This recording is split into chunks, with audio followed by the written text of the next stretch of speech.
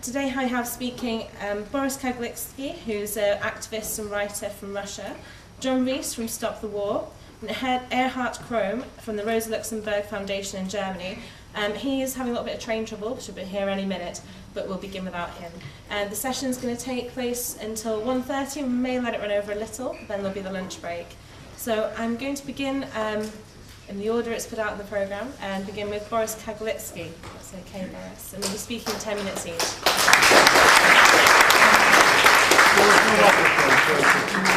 Okay. Well, basically, I already have said a lot in the first session, so I will try to be a little bit more detailed, and probably later we will have more questions and answers to address exactly what you're interested in. But again, well, let me go a little bit back into the history of this situation, because I mentioned in my speech that Ukraine a year ago was one of the most democratic countries in the former Soviet Union, among the countries of the former Soviet Union. Definitely there were no political prisoners, and I remember going to Kiev. We actually were in Kiev just before this whole crisis happened, about a year ago, exactly about a year ago, and the Russian visitors, they were quite impressed by the situation in Ukraine compared to the situation in Russia, saying, okay, look, there were much more freedom for the press. Journalists behaved in a very different way, much more open, much more kind of ready to discuss serious issues and so on. We watched the debate in the parliament, and it looked like a real debate, a very strange one, because it seemed that all participants of the debate were extremely confused and incompetent, but at least there was a debate.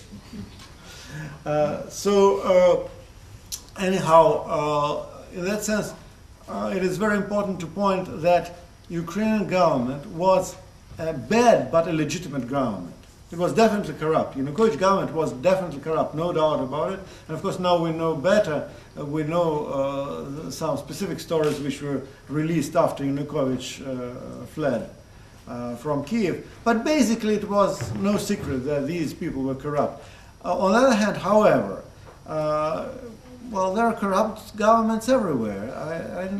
I should say, well, Mr. Sarkozy in France was not a model of honesty and decency. Neither was Mr. Berlusconi in Italy. If any time you have a corrupt government anywhere we organize a coup d'etat, it would have been a completely different picture in Europe. In that sense, the government was bad, no doubt about it, but it was legitimate, and it could be changed through electoral process. Actually, the government was also agreeing on going for early elections. So in that sense, there was no reason for that violence and for a military coup d'etat, which actually happened in February. Except for one reason, which was that those ones who were organizing the coup d'etat, they were not really certain that they were going to win free elections. And of course, it doesn't mean that Yanukovych was doing quite well, but also some other new forces could emerge throughout the crisis process, and so on. They were beginning to emerge. So in that sense, first thing we have to understand that there was a coup d'etat definitely, and there was a destruction of the democratic process. And of course, post factum, they tried to emulate the democratic process through organizing elections when Mr. Poroshenko was elected. Don't forget, Poroshenko is one of the richest men in Ukraine. He's one of the oligarchs who runs a big chocolate factory company. So it's Pyotr Poroshenko and the chocolate factory, which is so. But unfortunately, well, Ukrainians used to laugh at that initially, not anymore. It doesn't sound that funny anymore. well, he actually bought the elections. I mean, in a very kind of 19th century style. You know, we used to have these famous rotten boroughs in this country. So they just turned the whole Ukraine into a huge rotten borough. That was what they actually made out of this country. Because they didn't allow anybody who opposed the coup to run in the elections.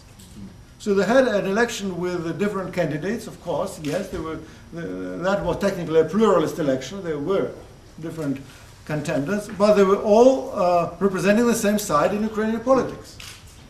And by the way, this is also in a way a real pluralism, because these people really do have disagreements among themselves. That's why they ran against each other. But the disagreements are usually about how to divide the wealth which they've got. So how to divide the property which they're going to privatize. Because there is also a massive privatization which is going to start. So massive welfare cuts, massive privatization, and militarization of the country. These are the main consequences of the coup d'etat. And in that sense, it's very important to understand the struggle is not just about autonomy or federalization or even independence of southeastern Ukraine. People initially had very modest demands there. They rather wanted to kind of be left alone, not to be attacked by the central government. But from the very beginning, that was also a struggle for welfare. It was a struggle for to defend the kind of welfare they've got and to expand it. So in that sense, it's a social issue. If you look at the photographs, you see who are the fighters in southeastern Ukraine. These are workers, and they have a volunteer army. So they're not conscripts, unlike the Ukrainian army. They're not conscripts. That's why, by the way, in the militia, in the self-defense forces, there was a big debate.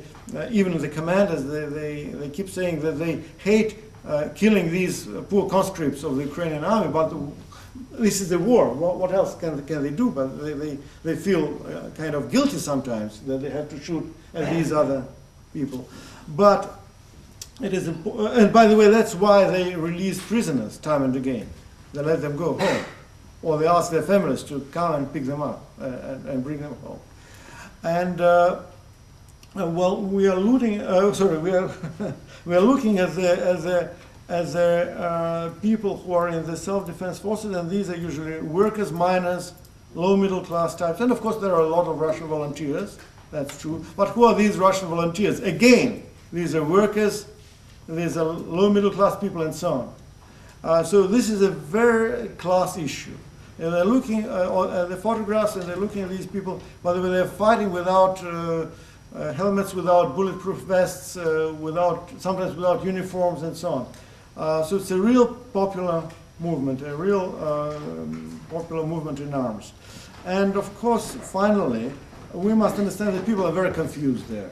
And of course, on the one hand, they are saying that they are fighting for People's Social Republic. That's what was written in the Yalta Manifesto, in the document which groups representing different progressive forces from Novorossiya they drafted about a month and a half ago. But people are confused. We have to be honest. The people are confused. If you intervene and discuss, for example, I don't know, gay rights, you will discover that quite a lot of these people are homophobic, for example, or they will praise family values, they will praise some conservative cultural issues, but at the same time, socially, they are very much on the left. They will be they will be speaking about the need to overcome the free market economy, to defend social rights, to have people's power. A lot is discussed about people's power. When you ask some of the well-known fighters, like the commanders, like Alexei Mozgovoi, for example, what's the purpose of this fight? He says, power to the people. That's what the fight is about. And also it's very, I think, typical. One of the commanders, we don't know even his name. He's called Commandante Motorola. And I think maybe he had a mobile phone. I don't know. But he was interviewed once, and he was saying, we want more social justice, and we want the property to be taken away from the oligarchs and to serve the purpose of society. And finally the journalist said, but what kind of society would it be? I said, well, you've got me, socialism. So in that sense, of course, people are confused, I'm saying, and you should not exaggerate the level of their political kind of consciousness and the level of their political sophistication. But don't forget, these are workers and peasants and miners and people from the bottom of the society.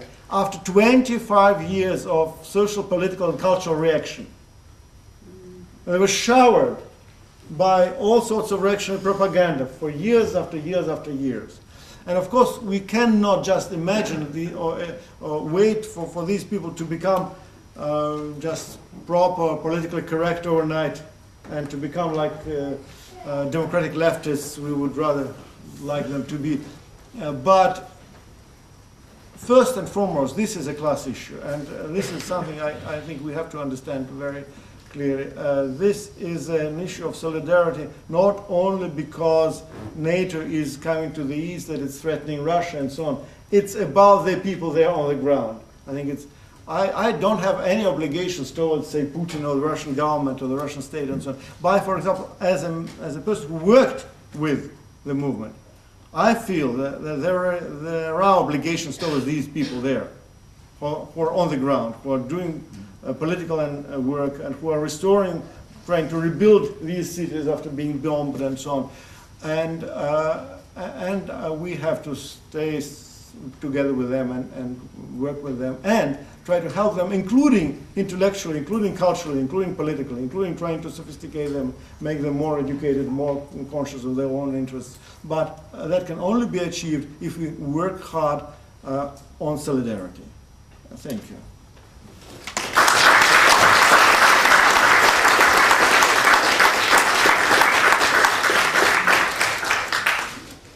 Thank you, Boris. And next we have John Rees speaking for Stop the War for 10 minutes. Thanks very much. Every time one of these crises occurs, what our rulers and their echoes in the media try to do is to force you to concentrate on the instant that this takes place and to divorce it from any wider political, economic or historical context. So that you are forced to see the conflict through their eyes and through their immediate needs. Even with Iraq, where millions of people have become aware of the historical context, who know the background of the war, still the attempt of the media is to say, no, it's something new, it's ISIS, it's completely different to everything else that's come before, it's a new threat, it's a bigger threat, it's different to everything else, and you have to react the way we want you to react. And this process, this foreshortening of the historical memory, this attempt to blind people to the context, is happening with the Ukraine very, very powerfully, because what they're trying to remove from this picture is the entire post-Cold War expansion of NATO to the east. And this, more than any other single factor, is the driver of the crisis in the Ukraine. So I want to use the time I've got to try and re-establish some of that context. Now, if we go back to the foundation of NATO in 1949, the first president of NATO, Lord Ismay, put the purpose of that military alliance very, very clearly. In fact, nobody since has ever put it so clearly or so briefly. And what he said was this: the purpose of NATO is to keep the Russians out, the Americans in, and the Germans down. That was his definition of the function of the NATO alliance. And not very much has changed in that. If you were to rephrase it today, the only thing that would change is not that they want to keep the Russians out, not that they want to keep the Americans in, but the people that they want to keep down would be the entirety of the Europeans and not just the Germans. And that will be played out this week, when they talk of burden sharing, when they talk of trying to force the European governments to play a more forward military role, to play a larger financial role in paying for this alliance, that's precisely the script that they are still working from. Of course, there's never been any doubt about who controls this alliance.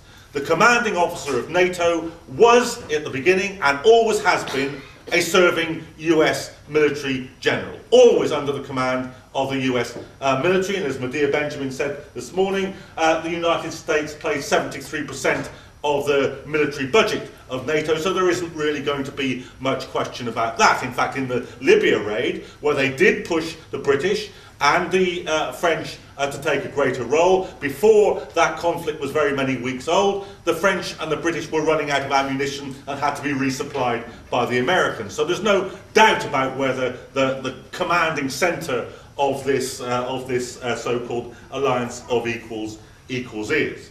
But there is, of course, one thing which has dramatically changed since 1949. Then the border between NATO and its supposed opponents ran down the middle of Germany. Now that border is on the eastern side of the Baltic states, in Georgia and in the Ukraine. That's where that line of conflict lies, and it tells you a great deal about the expansionist nature of that alliance, that in the post-Cold War period, when that whole conflict, the whole world defined by that conflict, is supposed to have been passed away, those alliances now stretch all the way through Eastern Europe and are lapping at the very shores of Russia. Of course, at the time, it was said this wouldn't happen. At the time, when the negotiations took place between the then US Secretary of State James Baker and Mikhail Gorbachev in Berlin about the withdrawal of Russian forces from East Germany, and this has been confirmed by both sides of those negotiations, the undertaking was given by James Baker that if Russian troops withdrew from Eastern Germany, in his words, NATO would not advance 1 inch further east. Now, it's not 1 inch. It's hundreds and hundreds and hundreds of miles further east in that period. And of course, there's been a wider, the so-called Partnership for Peace, between NATO and non-NATO countries around the whole border of Russia itself, a whole slew of NATO, mainly American military bases in this area. And of course, the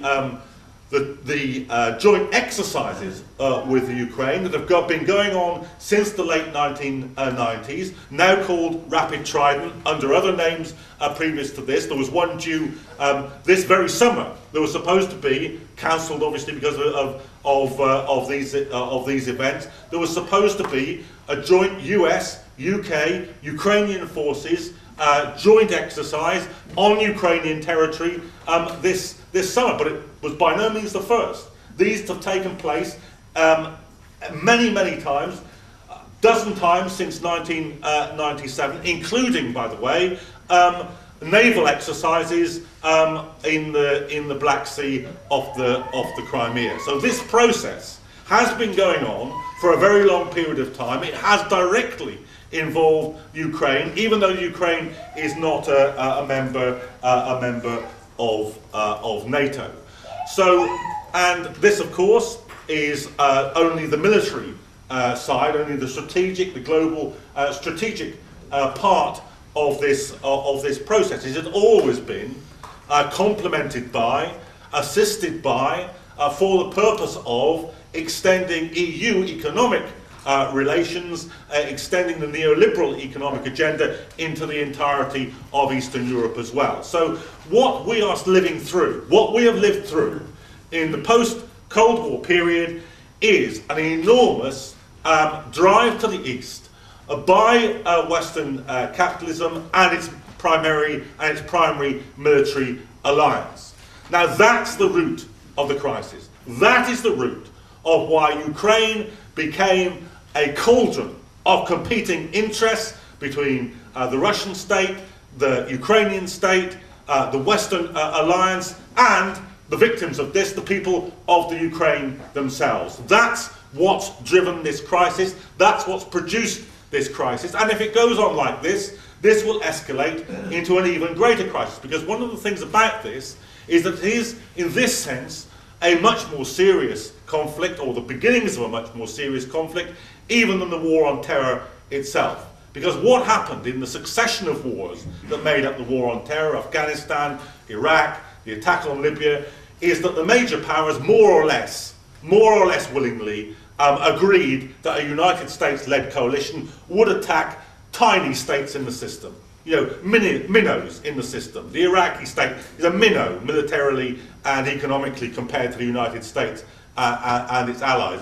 Afghanistan is barely a minnow, militarily and financially and economically, compared to the United States and its allies. But what's happening here is that there's the first beginnings of direct confrontation, or perhaps proxy confrontation, between a major industrialized state like Russia, a militarily powerful state, a nuclear armed state, although a fraction of the scale of the United States alone, never mind about the United States plus its NATO allies. Always remember this: the United States has got an arms budget which is larger than the 10 following largest arms budgets in the world, all added together. And of course, among the 10 following largest arms budgets in the world are precisely the NATO countries of the UK, of Germany, of France, and so forth. And so if we were to look at what NATO's military budget compared to any possible rival might be, you begin to see its overwhelming might. You begin to see the direction of travel here. This is not to excuse the Putin regime or the Russian state. You know, we've had this since the beginning of Stop the War. If you oppose your own government's policy, if you oppose its military alliances, if you oppose its wars and the extension of its military influence, it is said, therefore, and let's list them, you must therefore be a friend of the Taliban. You must therefore be a friend of Saddam Hussein. You must therefore be a friend of Al-Qaeda. You must therefore be a friend of Colonel Gaddafi. You must therefore be a friend of President Assad. And now you must be a friend of Vladimir Putin. Of course not.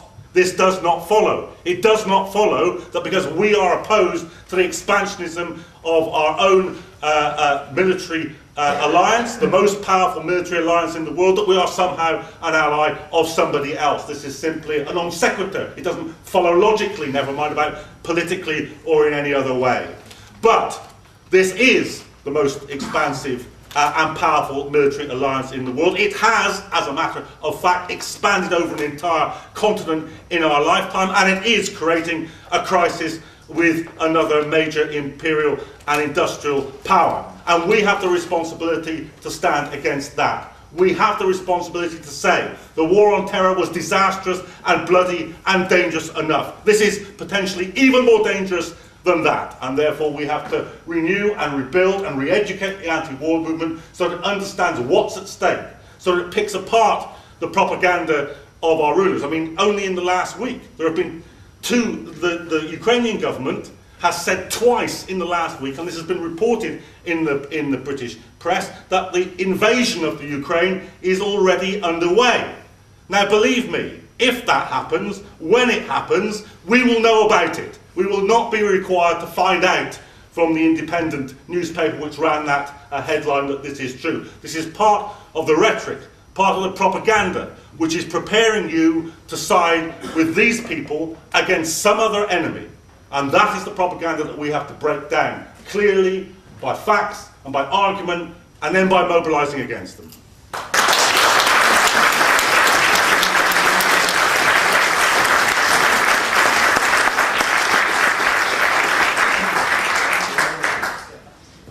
Finally, we have Erhard Krohm from the Rosa Luxemburg Foundation in Germany speak.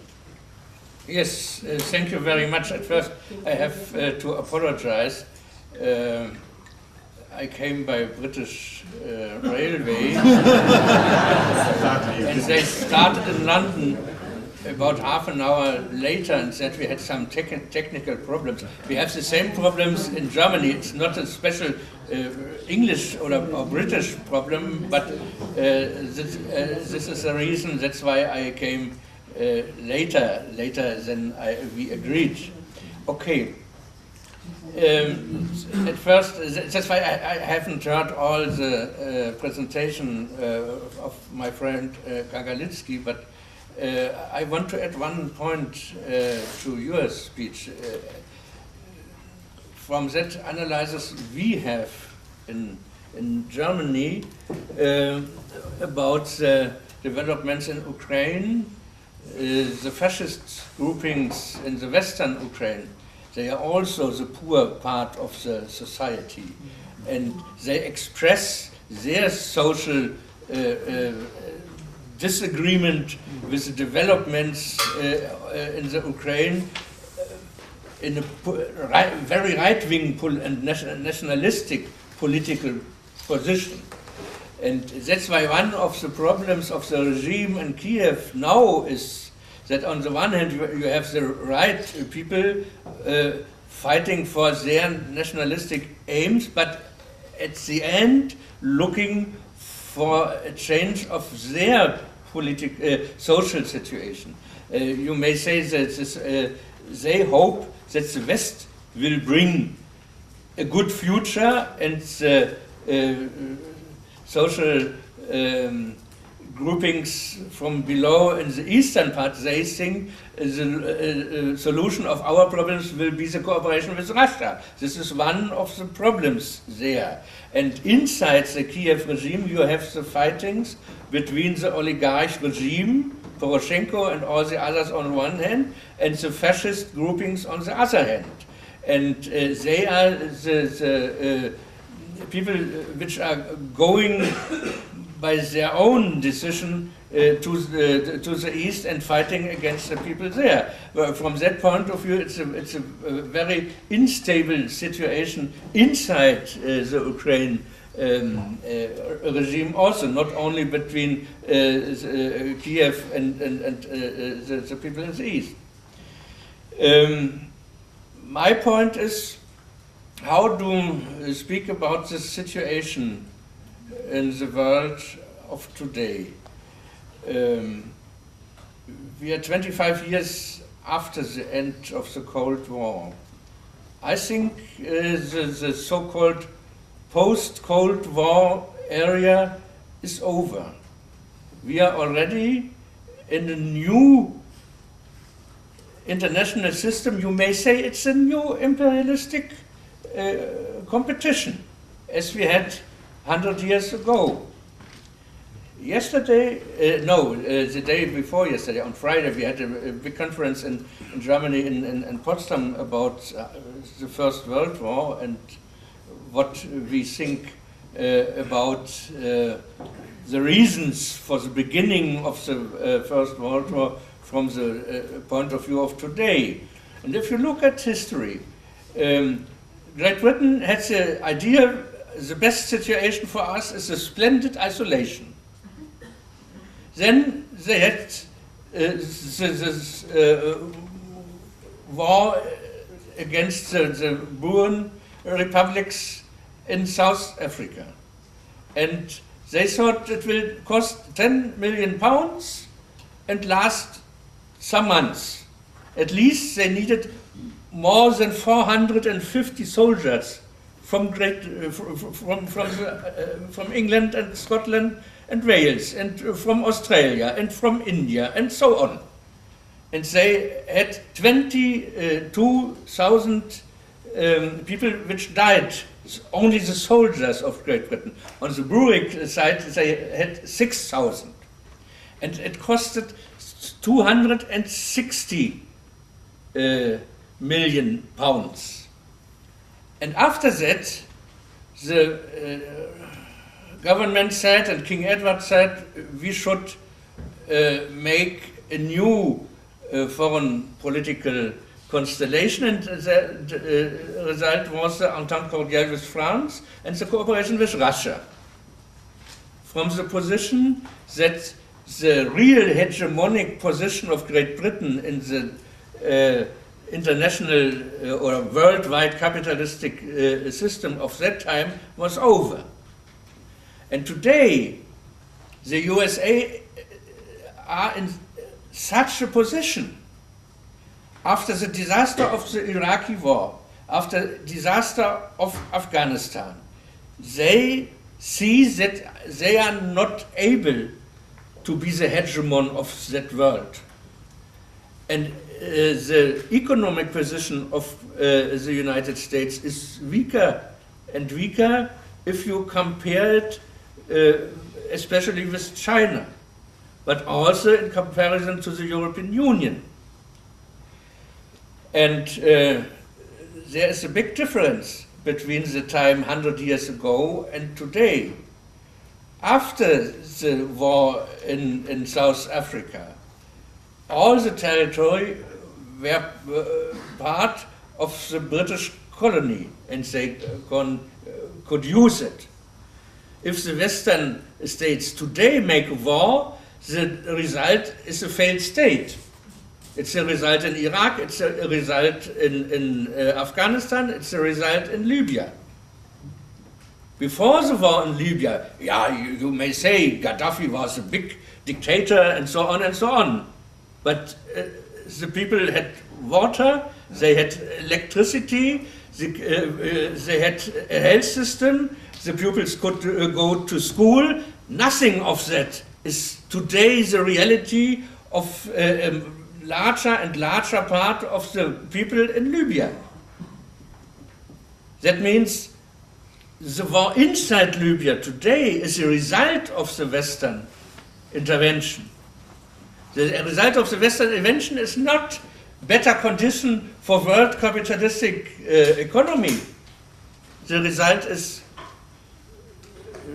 civil war and failed state. And from that point of view, I say the real results of the Western politics, especially in the field of military actions, is counterproductive from their own interests. And from that point of view, the danger of military tensions is rising. We have more and more tensions in different parts of the world. We have more and more wars, and they are interconnected. And at the same time, the normal view of a political left in Europe should be the view on the own government. That means the German left looks at first for the German foreign policy, and from that point of view, you have, to some extent, and in another way than it was in earlier times, to some extent, you have a real hegemonic position of Germany inside the European Union. And every new prime minister in Europe, when he starts his office, he comes to Berlin, and Mrs. Merkel says, you should do that and that and that, and he says, yes, yeah, I will do so.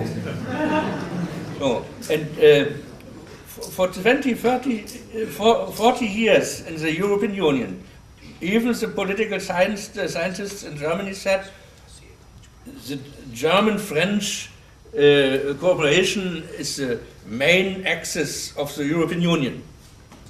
Now, if you look, they is spoken on the Ukraine, with Russia and Ukraine in Berlin.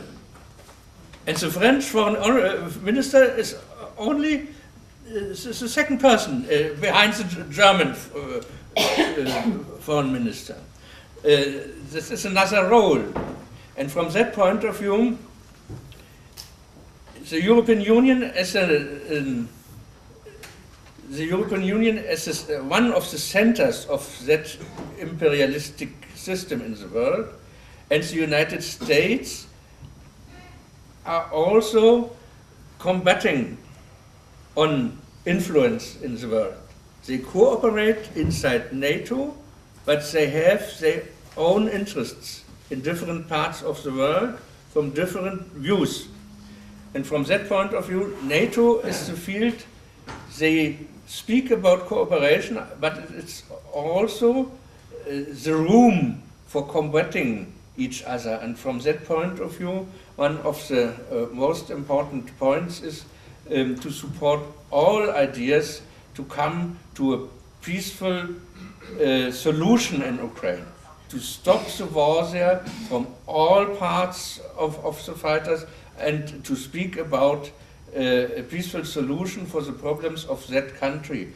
And for that we need the cooperation between Europe and Russia especially, and also to some extent the support of the United States, or you may say at least they should not disturb a peaceful situation there. But up to now, if you look for the reasons for the bigger tensions, the NATO and especially the USA, they play the role to put oil in the fire. Thank you very much.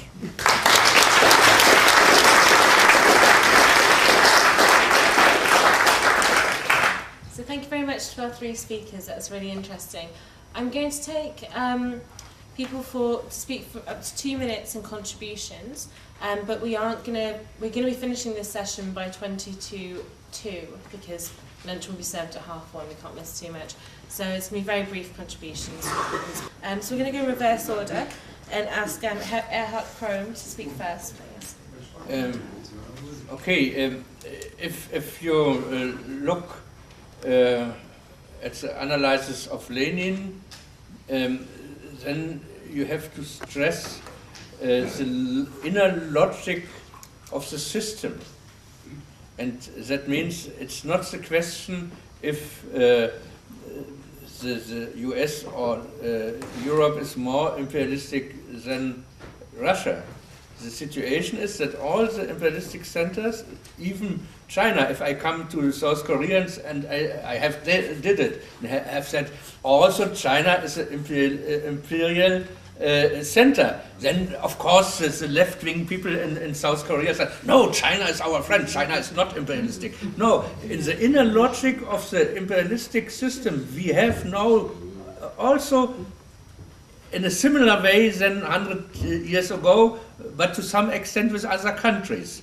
That means US, Europe, China, India, and so on. If you look, for example, the nice politics of India, they intervened on all neighbor countries, all the decades before, to ensure their interests. And from that point, the ensuring of interest must not be only in a militaristic way. It can be economic, political influence, and so on and so on. And from that point of view, we have a new. That's my position, and I support your intervention. We should look at the characteristics of that system, and one of the main problems is for the West.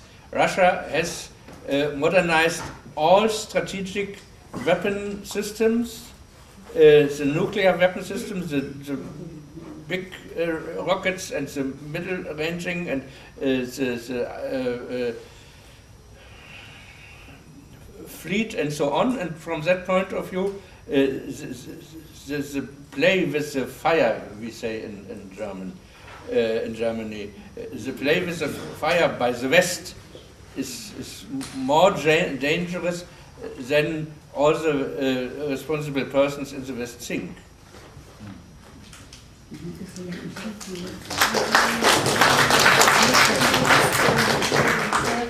John Rees, would you like to respond?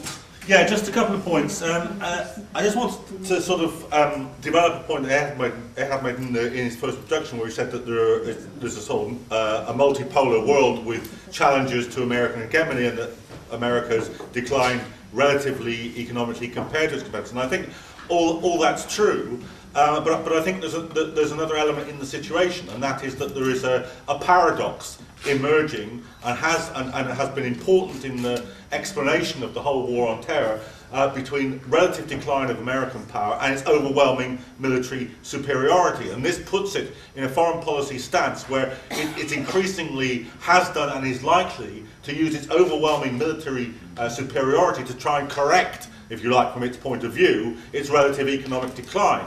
It would be an unstable enough world just to simply have a multipolar world in which different imperial centres were competing against one another. It is an even more unstable world where the most powerful of those, still economically by the way, but overwhelmingly powerful militarily, is predisposed to use that might to sustain its position in the world. On the point about imperialism, we don't need to divide about this. It's not necessary to have either one view or another to be part of the anti-war movement and to be campaigning against the current policy of our government. Indeed, this is rather a small difference compared to very many other elements in the anti-war movement. I have been, hope to continue to be, part of an anti-war movement that includes pacifists and Quakers and people who have no analysis about imperialism whatsoever and see the thing in a completely different manner. However, I think it's a completely legitimate point to discuss. I don't suppose we'll arrive at a conclusion of it or a position that we take over it, but as an educative process, I think it's very important. It's an important discussion to have. My point of view, for what it's worth, is this: I don't think there can be any argument that Russia is a capitalist country. It has a capitalist economy. It is a major state in the system, and it will use its economic and, if it weren't so on the defensive, its military power to extend its influence and its capacity to control the environment around it. And that would be a functioning definition of imperialism for me. Invading people isn't necessarily part of the picture. I mean, I think Switzerland's an imperial country because it's the banker of very large sections of the capitalist class in Western Europe, and it's entirely, and sometimes in armaments terms, has been connected to them. There are many small countries who are part of the Nato alliance, and it's a very long time since they've invaded anybody, so that's not necessarily a requirement as far as I can see. But as I say, that's a debate which is legitimate to have, probably better had in other places where there is greater length to discuss the issues, but it shouldn't be a dividing line amongst us. Whatever you think on this question, or if you have no opinion about this question, you can be and should be part of a movement that's opposed to what our governments are doing.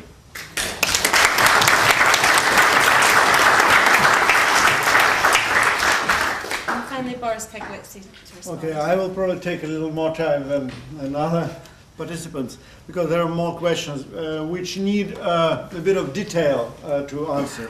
But starting with the Crimean situation. First of all, you see, there was definitely a plan which Russian government had on the Crimean Peninsula, but it had nothing to do with its incorporation into Russia. Because it was very clear, even days before that happened, that they wanted to turn Crimea into some kind of another version of Northern Cyprus, for example. And actually that was Russia's policy. Time and again, that was Russia's policy in Transnistria, that was Russia's policy in Abkhazia, that was Russia's policy in South Ossetia, that they followed the example of Turkey, like creating unrecognized states which were totally dependent on them, turning them into de facto protectorates, and by the way, controlling them in terms of allowing Russian bourgeoisie, Russian oligarchs buy anything and control anything economically, but not bearing any responsibility for welfare or for political process there, just letting local elites do the political and social and welfare work there, or not doing this work at all, or I mean just letting these things decompose.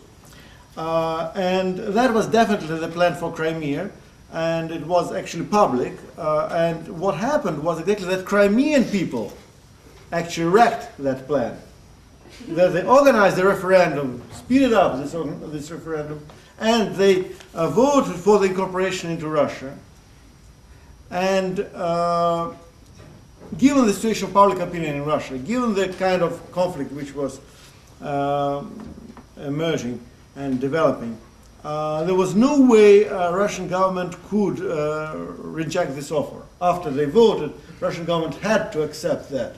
Otherwise, there would be a huge, I mean, unprecedented rebellion or protest in Russia. You should understand one thing: there is a huge movement in Russia now, and actually Putin is losing ground. Putin is becoming less and less popular. Why? Because he's not enough anti-Western. You see, that's the problem. Putin's popularity is going down rapidly and dramatically because people want more confrontation with the West. That is something to be understood. And that's also something to be understood after all the years of humiliation and exploitation of Russian society by the oligarchs, who were also totally supported by the West. And given the NATO side of Crimean conflict, another point is that NATO actually planned to move there, and you know that Russian Black Sea fleet, part of Russian Navy, is stationed there, which is an important segment of Russian military force, and the treaty for Crimea expired in 2017. Given the change of government in Kiev, it was pretty sure that no matter what they said or even signed, they were going to kick out Russian Navy even before 2017. So that was the Crimea issue. So that was one of the reasons why Russia was interested in Crimea. And by the way, also don't forget that Alexei Chalik, who was one of the leaders of the so-called Crimean Spring, so he was one of the leaders who organized this referendum, is now openly in opposition to Moscow. They're openly in opposition to central government. I should say to Putin, because Putin is now in Russia is like Franz Josef in Austro-Hungary or Queen Victoria in this country. He doesn't play a major role, actually. He's a symbolic figure, actually. But usually when politicians want to stay kind of in the mainstream, they prefer not to mention that name. On the far right in Ukraine, miners who were at work up to the very last moment. So there is a social difference, though of course we must understand that those people who support the far right they're exploited. They're also really people who suffered from the neoliberal policy. And that's how fascism works, actually. It mobilizes those who are marginalized by the very policies of capitalism. Speaking about separatists, as you call them, actually they're not separatists, they're people defending their rights, and up to the very recent moment they kept calling for federalization of Ukraine rather than separation, though now they really are calling for an independent state. But believe me, after you get bombed and shelled for 3 months, it's understandable why they change their mind, anti-Semitism is not an issue. There were some fake leaflets which were spread in Donetsk, and that was later revealed and denounced by the government in Donetsk. Still, Western media reported these leaflets, but they never reported that the government of Donetsk denounced these leaflets. You see, things like that. So, however, I should say, yes, I agree that there are plenty of cultural problems with these people. I stress. Actually, we worked with activists from Southeast, not just from Donetsk, also from Zaporozhye, from Kharkiv, from Odessa, and so on. I think one real problem we faced was homophobia. That was a real problem. That was what was a kind of very generalized trend there. And that was something I have to report. I have to be honest. But that was the only one we faced, you see. And when you say that they are Russian nationalists, if people just want to speak their native language, is it nationalism? Well, okay, then call it nationalism, but,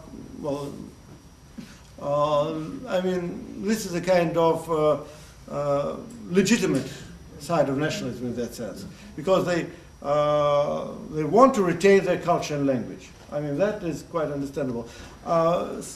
So in that sense, yes, Russian government tries to exploit cultural conservatism of the movement in order to manipulate it and to try to kind of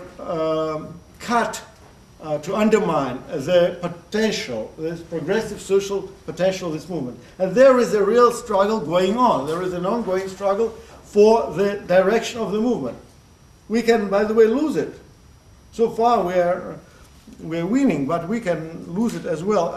And that's why we need solidarity in the West. It's a practical movement, which also has an educational side. You see, because it's very important for these people to understand who are their friends and who are their enemies. And that is very good in educational terms. That will help them a lot. And finally, about Russia being imperialist. Well, by the way, there is no Russian consolidated policy towards Ukraine. Just to give you one example. A Ukrainian army is fighting a war in southeastern Ukraine. Who is supplying their spare parts for the tanks which are damaged or the helicopters? Russian industry does.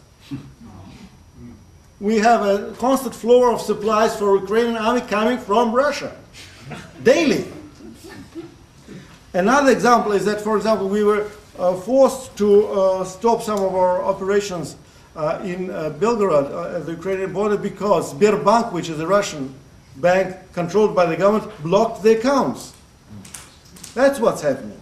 So that says there are certain factions of Russian elite which are kind of keen on helping Novorossiya. Others are really scared of Novorossiya and doing everything to undermine this movement. There is also an ongoing struggle inside Russian elite. But again, there is a public opinion, there is a society in Russia, and this society is getting stronger by the day, and it's putting an enormous pressure on Putin and his entourage, so that they cannot openly denounce Novorossiya. And in that sense, what is Russian imperialism? Yes, of course, historically, Russia is an imperialist country. Britain was an imperialist country for most of its history. Nevertheless, it's no reason to say that Britain was wrong fighting fascism in the Second World War. So sometimes even imperialist countries can be involved in something positive. But whether Russia today is an imperialist country is an open question. It's definitely a country where you have a ruling capitalist elite with imperialist aspirations. Thank you. Yeah, you see? That's the answer. And I will finish with a joke about it, because, you know, there is a Russian joke, there is a lion in a cage, and it's written that this lion eats, I don't know, 20 liters of milk, or 20 kilograms of meat every day, 20 liters of milk consumes, and so on and so on. And passing by person asked, will he really eat so much? And the servant at the zoo says, well, he'd rather like to, but he won't get it.